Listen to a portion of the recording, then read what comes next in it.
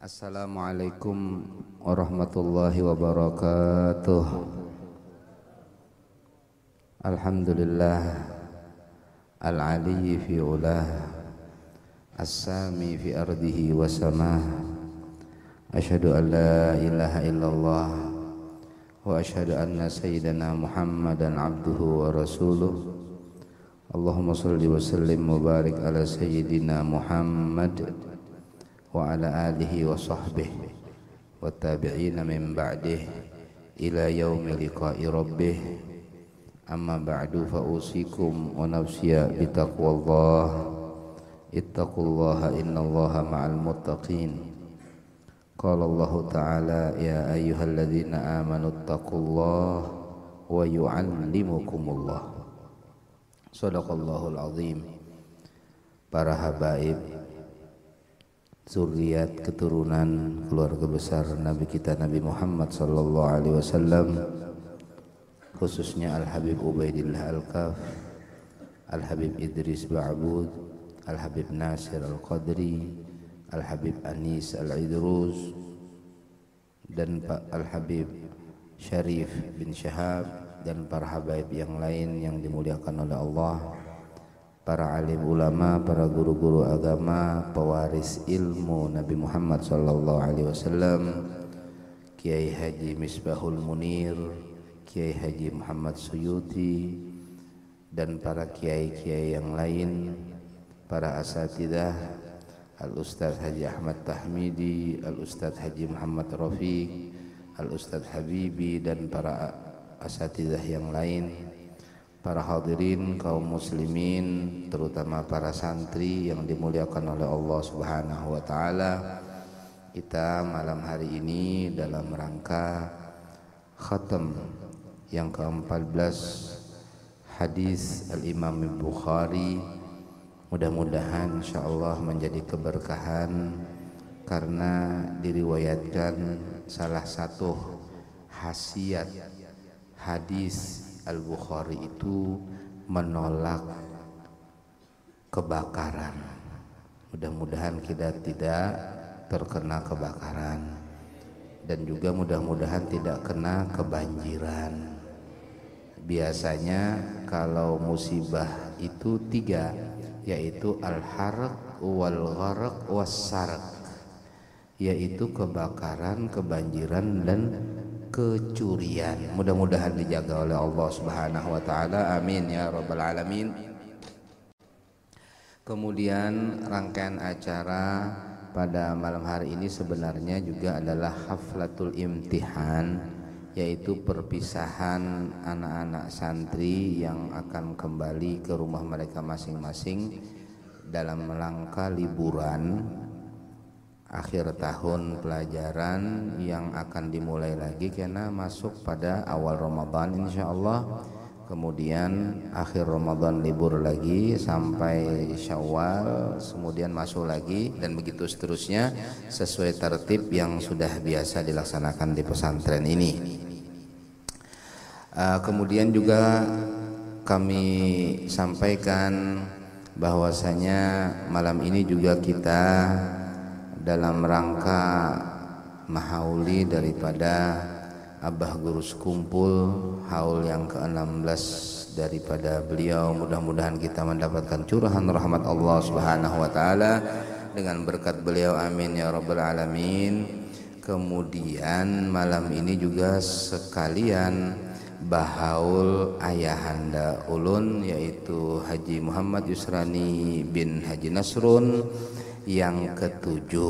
Jadi mudah-mudahan beliau dirahmati oleh Allah, diampuni dosa, kemudian diluaskan tempat beliau di sisinya, amin ya rabbal alamin. Kemudian apa lagi acaranya? Sudah ya, itu aja ya. Kalau ada lagi banyak benar tampulih, ada pembina jadi diberitahu ya. Kalau pembina kita Bapak Haji Nurhin, jazahullah anna khairal jaza. Tapi ulun tadi sempat takajud, anu belamak benar residen ya Allah. Jadi ulun takajud. Alhamdulillah, mudah-mudahan sehat walafiat Bapak pembina insyaallah, amin ya rabbal alamin. Jadi Bapak Pembina di pesantren ini memikirkan bangunan, memikirkan infrastruktur, memikirkan ya yang berhubungan dengan seperti itu. Nah, guru-guru memikirkan pelajaran. Nah, jadi guru-guru khusus memikirkan pelajaran, masalah ngapanya ya, masalah keperluan guru-guru biar si Dinang memikirkan ya kala. Sepakat guru-guru kira-kira? Alhamdulillah. Kemudian juga alhamdulillah hadir bersama kita para wali-wali santri. Tiada lain tujuan kita bersama-sama dalam pesantren ini adalah untuk mencetak generasi-generasi yang akan meneruskan perjuangan membela agama Allah dan idkhalus surur kepada Nabi kita Muhammad sallallahu alaihi wasallam. Tapi sebagaimana rancak ulun padahakan, tolong kalau bisa sebagaimana pian itu menyuruh ulun untuk bahuma, pian menjulungi bibit menyuruh ulun bahuma, jangan balum lagi ngatam sudah pian tatak. Artinya anak pondok nana belum berhasil sudah bulik ke rumah kan ampih sekalinya abahnya umahnya nang mampih. Nah itu ngarannya pian menjulung ampaung lawan ulun nang bahuma sekalinya baluman lagi ngatam sudah tatak badahulun itu culas itu ngarannya. Kada mau jadi, biarkan sampai selesai, serahkan kepada kita, dan ini pun juga amanat Allah Subhanahu wa taala kepada kita, kepada guru-guru semua supaya betul-betul berhasil, betul-betul masak, betul-betul panen, betul-betul bermanfaat. Dan untuk bermanfaat itu tidak cukup hanya sekedar tamat kelas 1 2 3, kemudian sanawiyah 1 2 3, aliyah 1 2 3 cukup belum, ada lagi apa itu ma'ajar. Jadi setelah mereka menamatkan pelajaran, mereka harus mengajar dari ibtida, sanawiyah, aliyah, itu baru insya Allah kelihatan hasilnya. Jadi berapa? Jadi ya 9 tahun, 9 tahun, 18 tahun di pondok ini. Tuh Haji Opang ya kalau lah menyamaksuk umur 12, 18 tahun berapa jadinya? 30 lah. Nah 30. Rencananya ke depannya pesantren insya Allah akan memberlakukan tidak boleh minta izin kawin. Apalagi kebetulan sehari-hari yang telah lalu atau tahun-tahun yang lalu itu ada yang minta izin seperti itu, diizinkan. Rupanya Ustadz Muhammad Ali Zainal Abidin ngomong lawan ulun, bah jangan diberiakan bah kenalakan itu, karena dengan ada nang diizinkan nang lain hanya umpat juga timbul nang umurnya hanya 18 tahun izin juga. Nah iya, enggak apa-apa, nanti insya Allah kita pikirkan bagaimana caranya diulah peraturan tidak boleh izin untuk itu ya. Nah, jadi tazawwaju bil ilm awalan. Jadi menikahlah dengan ilmu dulu. Jadi sampai sudah kena betul-betul faham, mengerti. Karena kita di pesantren ini bukan hanya mendidik ilmunya, tapi mendidik amalnya, kemudian mendidik ikhlasnya. Jadi tiga-tiganya.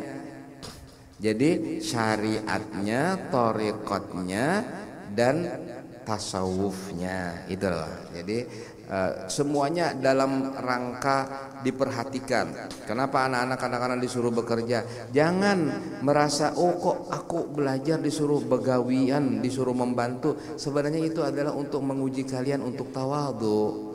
Kemudian tatkala anak-anak tiba-tiba nanti disuruh menghafalkan, itu menguji kalian untuk mencintai ilmu. Kemudian anak-anak disuruh misalnya ternyata menghadiri pengajian di sana.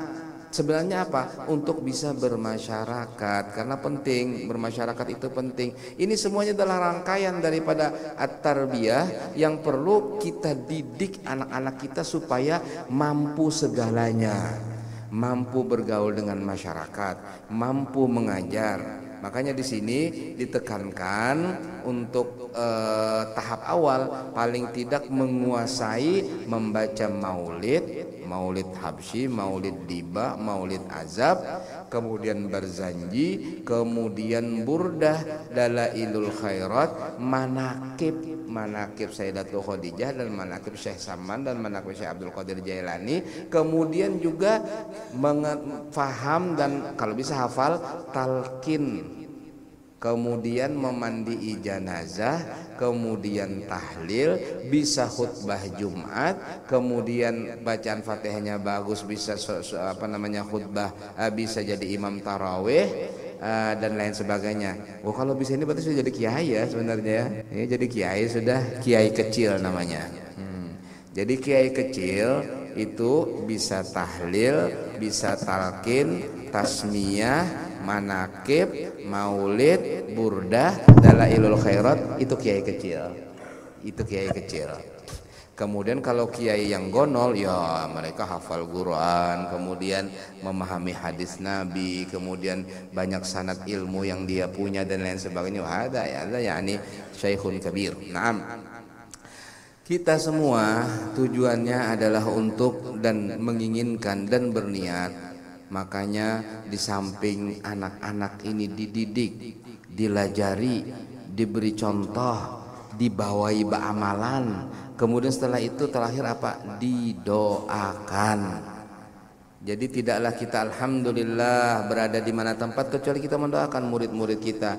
Di Multazam kita doakan, di Hijr Ismail kita doakan, di Raudatun Nabi kita doakan, di Hadramut, di Mesir, kita doakan murid-murid kita semuanya.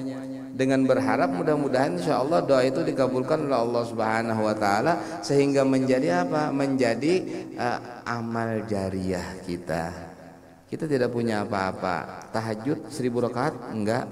Kemudian sedekah barangkali satu kali sedekah 1 M, mana duitnya? Ya kalau puasa kada jua apa? Kita menginginkan amal jariah.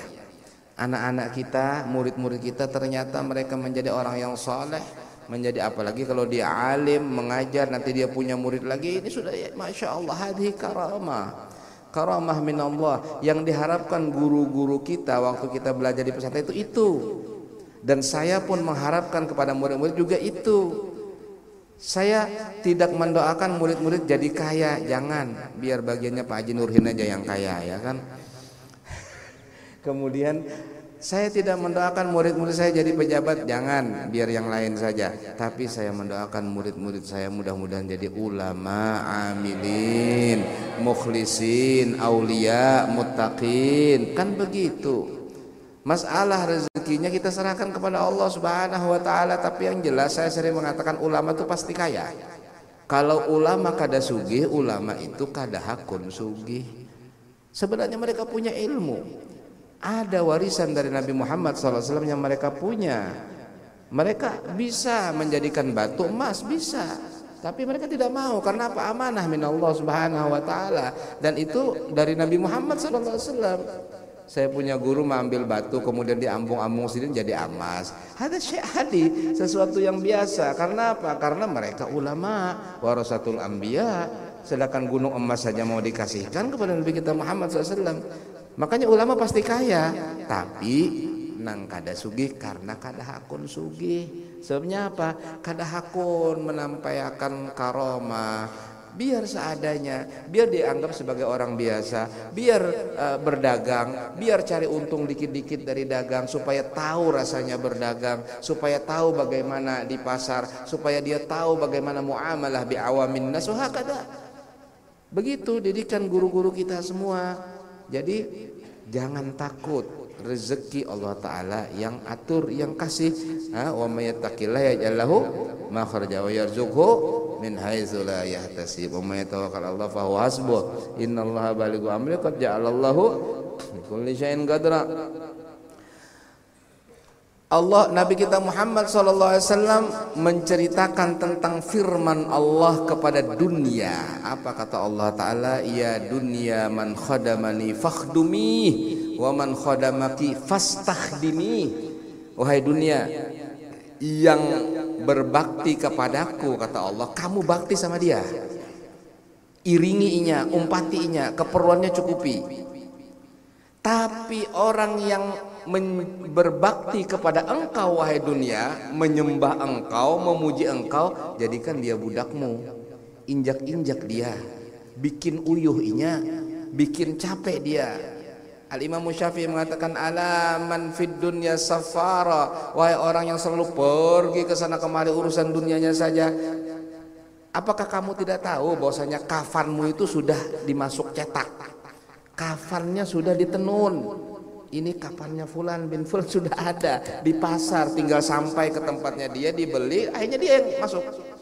Sedangkan engkau dalam kesibukanmu, urusan duniamu, kafanmu sudah ditenun, kafanmu sudah dijahit, ikam masih urusan dunia, urusan ini, urusan la ilaha illallah. Kan sayang gitu. Dan itu tidak akan terjadi kepada orang-orang yang ulama, yang amilin, yang mukhlisin lillahi subhanahu wa ta'ala. Para ulama itu sebulan sebelum dia meninggal sudah diberitahu dia bakal meninggal dunia. Ada yang 40 hari sebelumnya, ada yang setahun sebelumnya, ada yang 3 hari sebelumnya, ada yang begitu tiba saatnya tiba-tiba dipanjangkan umurnya nggak jadi. Kenapa? Karena pian membaca ini baca itu, ba'amal ini ba'amal itu, dipanjangkan lagi berapa lama? 40 tahun dipanjangkannya, kan tanggung-tanggung. La ilaha illallah Muhammadur Rasulullah. Kenapa bisa demikian? Karena mereka orang-orang yang tunduk kepada Allah. Ilmu Allah ada dalam dada-dada mereka. Apa kata Allah dalam Al-Quran? Bal hiya ayatun bayyinatun fi suduril ladzina utul ilma. Tanda-tanda kebesaran Allah yang diperlihatkan kepada Nabi Muhammad di waktu Isra Mi'raj, di antaranya dan sebagian besarnya ada di dada orang-orang yang punya ilmu. Jadi yang diperlihatkan itu ada diperlihatkan kepada mereka. Ada satu waliullah dia mengatakan, ana dawarul aflak, aku sudah keliling tata surya. Aneh, dia tahu bagaimana planet ini, bagaimana tahu dia. Dan ilmunya ilmu hakikah langsung datang ke sana. Jadi ilmu diberikan sama Allah.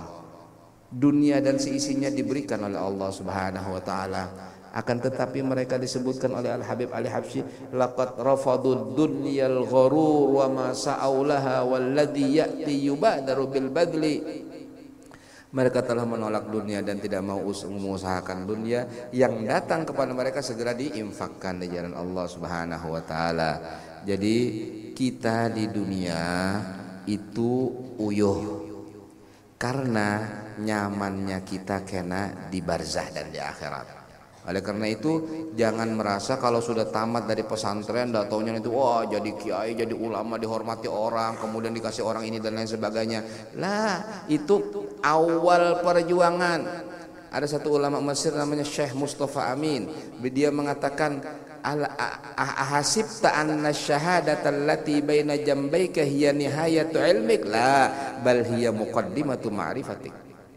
Apakah engkau menyangka bahwasanya ijazah yang ada engkau pegang itu adalah ujung daripada ilmumu? Artinya sudah tamat, sudah berhasil. Tidak, itu baru langkah pertama menuju ma'rifatul ilm. Baru langkah pertama menuju kepada ilmu.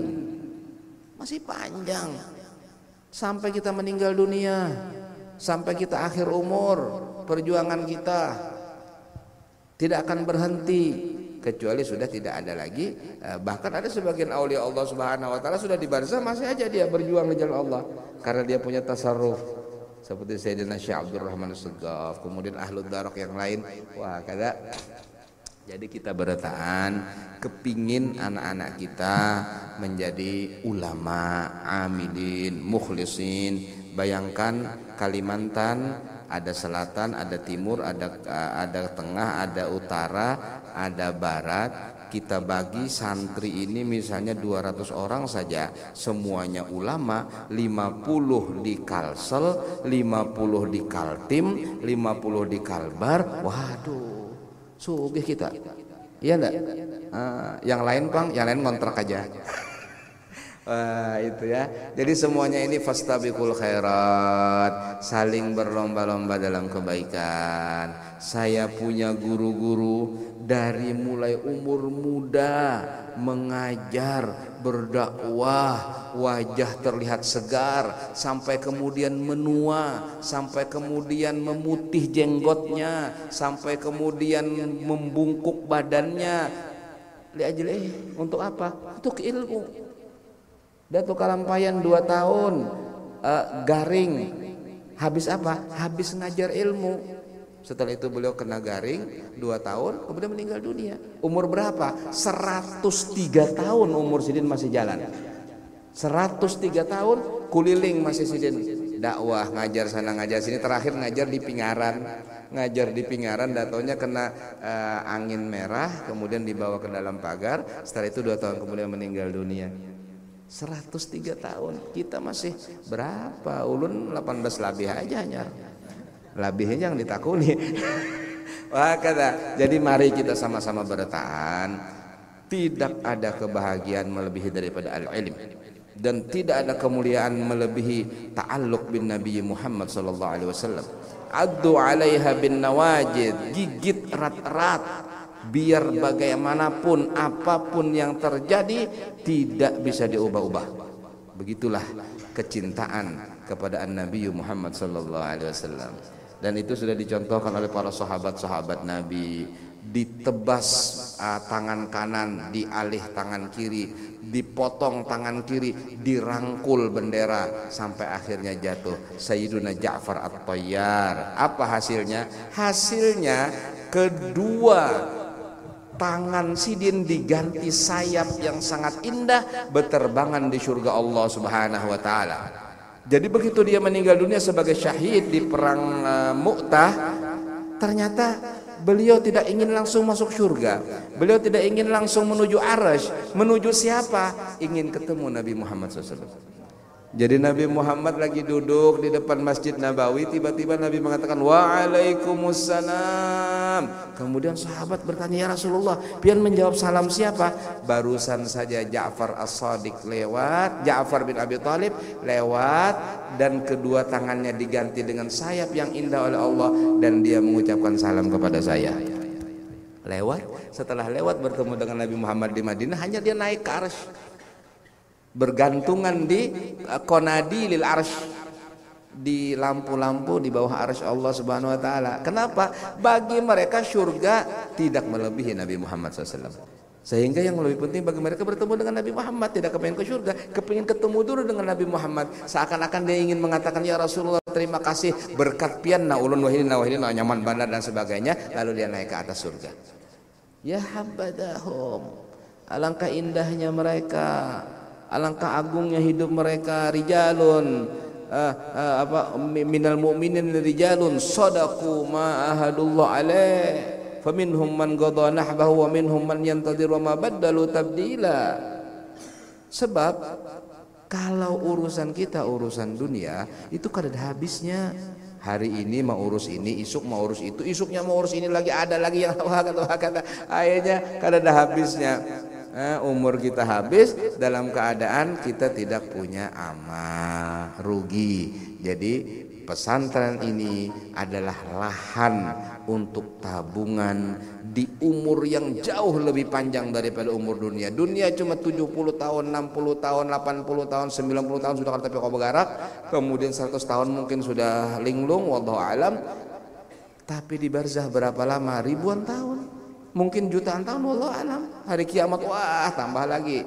Kadada ujungnya. Apakah kita korbankan kehidupan yang begitu lawas di barzah dan akhirat hanya membela kehidupan 60 tahun? Kata Syekh Abu Bakar bin Salim, hadza jahlun, itu bodoh.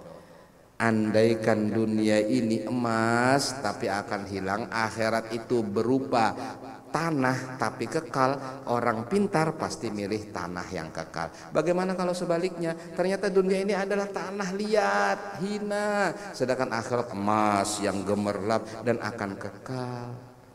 Nah itu makanya kita sebenarnya ilmu ini adalah benda permata yang tidak ada nilainya,